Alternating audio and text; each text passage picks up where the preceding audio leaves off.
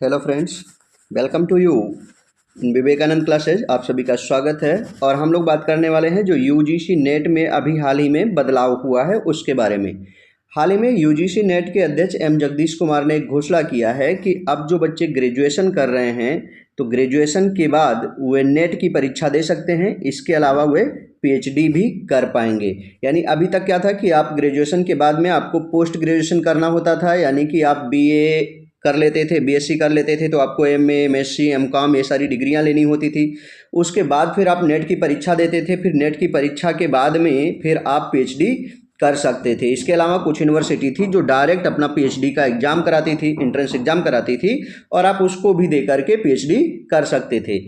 लेकिन अब क्या हुआ है कि यूजीसी नेट 2024 की परीक्षा जो जून में आयोजित की जानी है 16 जून को, उसमें एक बड़ा बदलाव कर दिया गया है। बदलाव क्या कर दिया गया है कि अब जो छात्र ग्रेजुएशन कर रहे हैं, ग्रेजुएशन फाइनल ईयर में हैं, वे लोग भी नेट की परीक्षा भर सकते हैं, नेट की परीक्षा फॉर्म भर सकते हैं, वे परीक्षा दे सकते हैं। और अगर वे क्वालिफाई होते हैं तो वे ग्रेजुएशन के बाद यानी कि बीए बीएससी के बाद ही डायरेक्ट वे पीएचडी कर सकते हैं। ऐसी एक विशिष्ट जो है वो बना दी गई है।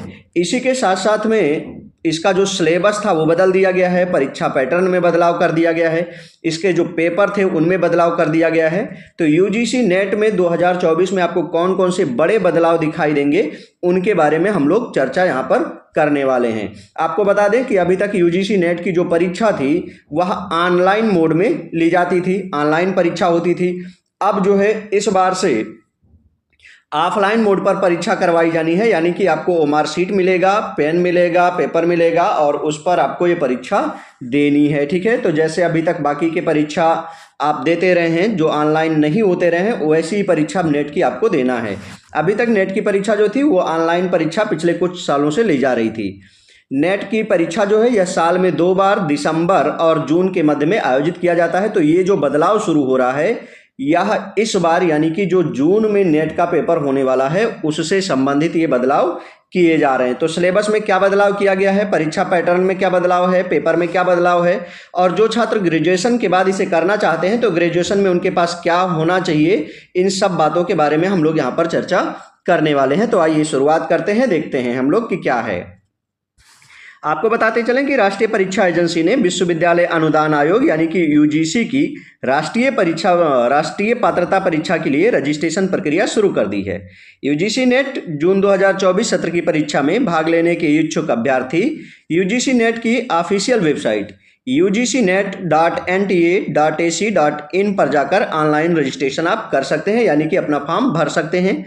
यूजीसी नेट जून 2024 परीक्षा के लिए आवेदन फॉर्म जो है वो 10 मई तक भरा जा सकता है। यानी परीक्षा फॉर्म भरने की जो आखिरी तारीख है वो क्या है, 10 मई तक है। और ये फॉर्म भरना शुरू हो गया है, 21 अप्रैल से ये शुरू हो गया है।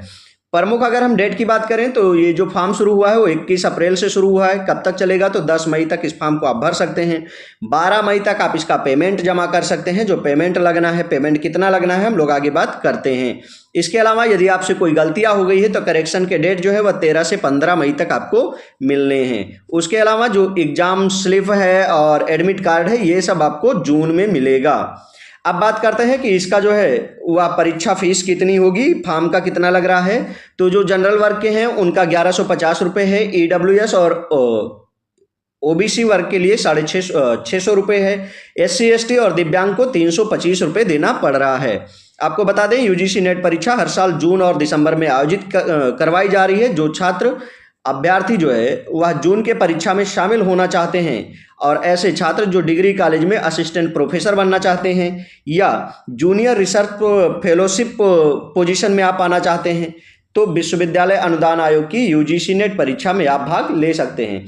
यानी कि अगर आप जेआरएफ क्वालिफाई करना चाहते हैं या फिर आप नेट क्वालिफाई करके असिस्टेंट प्रोफेसर बनना चाहते हैं तो आप इस परीक्षा को दे सकते हैं। इस परीक्षा को आपको देना चाहिए। दरअसल जब आप जेआरएफ क्वालिफाई करते हैं, जूनियर रिसर्च फेलोशिप क्वालिफाई करते हैं, तो वर्तमान में गवर्नमेंट की तरफ से लगभग 35,000 रुपये महीने आपको दिया जाता है। और ये 35,000 रुपये महीने आपको एक निश्चित समय के लिए दिया जाता है। ठीक है, और फिर इससे होगा क्या कि आप पीएचडी में दाखिला ले सकते हैं। पीएचडी में दाखिला लेकर के आप प्रोफेसर, असिस्टेंट प्रोफेसर बन सकते हैं। इसके अलावा आप जेआरएफ क्वालिफाई कर सकते हैं। तो इस बार में जो है वह कुछ विशिष्ट चीज़ें भी अप्लाई की गई हैं। विशिष्ट चीज़ें क्या अप्लाई की गई हैं उसके बारे में हम बता चुके हैं कि पिछली बार यूजीसी नेट परीक्षा जो थी वो सीबीटी यानी ऑनलाइन मोड पर थी, कंप्यूटर आधारित थी।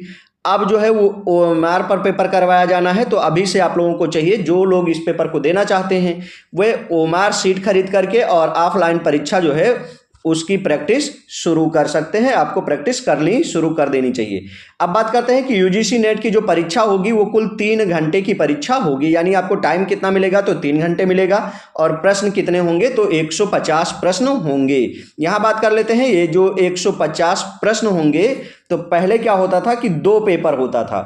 तो एक पेपर आपका सब्जेक्ट का होता था, यानी जिस विषय से आपने पीजी किया है, पोस्ट ग्रेजुएशन किया है, मान लीजिए आपने एमए किया है, तो एमए किया है हिंदी से, तो उसमें हिंदी के आपके 100 प्रश्न मिलते, या हिस्ट्री से किया है एमए तो हिस्ट्री के 100 प्रश्न मिलते। इसके अलावा 50 प्रश्न आपको रिसर्च के मिलते हैं। ठीक है, अब ये जो फर्स्ट पेपर था, सेकेंड पेपर था, अब उनको खत्म कर दिया गया है। 150 प्रश्न होंगे और इस 150 प्रश्न में जो 50 प्रश्न हैं यानी 50 क्वेश्चन हैं वह तो अभी भी जो है आपके जीएस मोड पर होंगे। यानी कि इसमें पॉलिटी आता है, संविधान आता है, उससे 5 प्रश्न आएंगे। ईवीएस इन्वायरमेंट यानी पर्यावरण से लगभग 5 प्रश्न आएंगे। इसके अलावा इसमें रीजनिंग से 5 से 10 प्रश्न तक दिखाई देते हैं, लगभग 10 प्रश्न आ जाते हैं। इसके अलावा इसमें कंप्यूटर के 5 प्रश्न आते हैं। तो इस तरह से कुल मिलाकर के 50 प्रश्न इधर से फर्स्ट पेपर में पूछे जाते हैं। इसमें कुछ शिक्षा शास्त्र होता है, कुछ मनोविज्ञान होता है और कुछ रिसर्च से संबंधित चीज़ें होती हैं। इसके बारे में हम आपको अभी बताएंगे कि आप इस 50 नंबर के जो पेपर होने हैं, जो ये 50 क्वेश्चन आना है, इस 50 क्वेश्चन के लिए कौन कौन सी किताबें आपके लिए उपयोगी हो सकती हैं। हम कुछ किताबों के नाम आपको यहाँ पर बता देंगे। बात करते हैं कि बाकी के जो 100 प्रश्न होंगे वे 100 प्रश्न कहाँ से होंगे। तो आपको बताते चलें कि जो लोग एमए कर लिए हैं या एमएससी कर लिए हैं, जिनके पास पीजी की डिग्री है, पोस्ट ग्रेजुएशन कर लिए हैं, तो उन्होंने जिस विषय से पीजी किया है, मान लीजिए आपने फिजिक्स से एमएससी किया है, केमिस्ट्री से किया है, या आप जियोग्राफी से एमए किए हैं, तो उसी के 100 प्रश्न आपके रहेंगे। ठीक है, लेकिन जो लोग अंडर ग्रेजुएट हैं या जिनका भी ग्रेजुएशन फाइनल नहीं हुआ है, जो लोग ग्रेजुएशन के 4 सेमेस्टर में हैं या 5th सेमेस्टर 6 सेमेस्टर में है या फाइनल ईयर में है, 4 सेमेस्टर नहीं लिया जाएगा। जो लोग फाइनल सेमेस्टर में हैं या जो लोग 4 ईयर ग्रेजुएशन कर रहे हैं, 4 सालों वाला ग्रेजुएशन कर रहे हैं और फाइनल ईयर में है, तो वे लोग जब इस फॉर्म को भरेंगे तो उनके लिए एक विशेष छूट ये है कि अब आप नेट किसी भी विषय से दे सकते हैं। जरूरी नहीं है कि कोई छात्र जो मान लीजिए कि हिस्ट्री ले रखा है, जियोग्राफी ले रखा है और हिंदी ले रखा है ग्रेजुएशन में, तो वह हिस्ट्री, जियोग्राफी और हिंदी से नेट देगा। अगर वो चाहे तो वह पॉलिटी से दे सकता है, अगर वह चाहे तो वह शिक्षा शास्त्र या समाज शास्त्र से भी दे सकता है।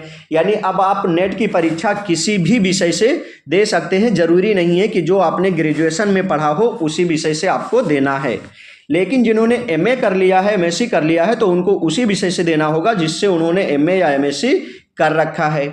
तो यहाँ तक आई होप आपके समझ में आ गया होगा कि ये जो 150 क्वेश्चन आने हैं 3 घंटे में आपको करना रहेगा, तो इसमें किस विषय का आपको पेपर देना है। तो अभी आप कोई एक विषय सेलेक्ट कर लीजिए कि आप इस विषय से फॉर्म भरेंगे, उस विषय से आप फॉर्म भरिए और उसके 100 प्रश्न आपके परीक्षा में पूछे जाने हैं। ठीक है, अब आगे हम लोग बढ़ते हैं।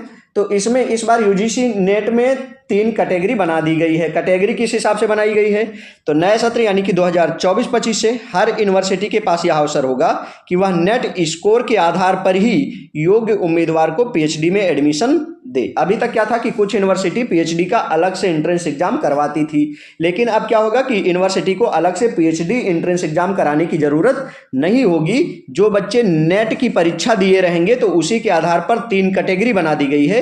उस कैटेगरी के आधार पर वे नेट की परीक्षा पास करके पीएचडी या अन्य कर सकते हैं। पहली कैटेगरी क्या है, तो पहली कैटेगरी में वे फर्स्ट रैंक से लेकर के और अच्छे स्टूडेंट आ जाएंगे जो पीएचडी भी कर सकते हैं, जो जेआरएफ भी कर सकते हैं और जो असिस्टेंट प्रोफेसर भी हो सकते हैं। यानी तीनों चीजें उन्हें मिलेंगी जो पहली कैटेगरी के छात्र होंगे। ठीक है, वे पीएचडी में भी एडमिशन ले सकेंगे, जेआरएफ में भी, यानी वे जेआरएफ भी माने जाएंगे और असिस्टेंट प्रोफेसर की भी वे पात्र होंगे। इसके अलावा जो दूसरी कैटेगरी होगी अब दूसरी कैटेगरी में क्या होगा कि आपको जेआरएफ नहीं मिलेगा, आप पीएचडी में एडमिशन ले लीजिए। इसके अलावा आप असिस्टेंट प्रोफेसर का फॉर्म भर पाएंगे, असिस्टेंट प्रोफेसर बन पाएंगे, ये 2 चीज़ें आपको मिलेंगी। लेकिन जो जूनियर रिसर्च फेलोशिप है वो आपको नहीं मिलेगा, जो गवर्नमेंट 35,000 रुपये महीने आपको देती है वो आपको नहीं मिलेगा दूसरी कैटेगरी वालों को। अब ये कैटेगरी कैसे बनेगी? तो ये कैटेगरी बनेगी जब आप परीक्षा दे लेंगे, तो परीक्षा में आपके नंबर के हिसाब से।